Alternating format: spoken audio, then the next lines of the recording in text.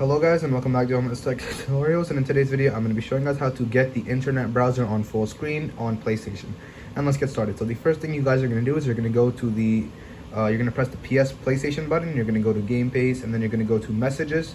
From here you're going to go to the person that you can send the link to, for Bing.com or whatever, Google, it doesn't really matter.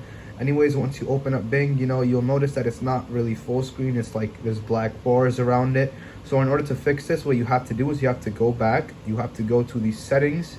From settings, you have to go to accessibility. And then from accessibility, you have to go to display and sound and then zoom. And then you have to make sure that this is turned on. Now, in order to start your zoom, all you have to do is click the PlayStation button and the square button at the same time. So once you do that, as you can see, it just zoomed in. And we can confirm this by going back to the, Bing. And just go back. Okay, so open up the link. Oops. Open up the link.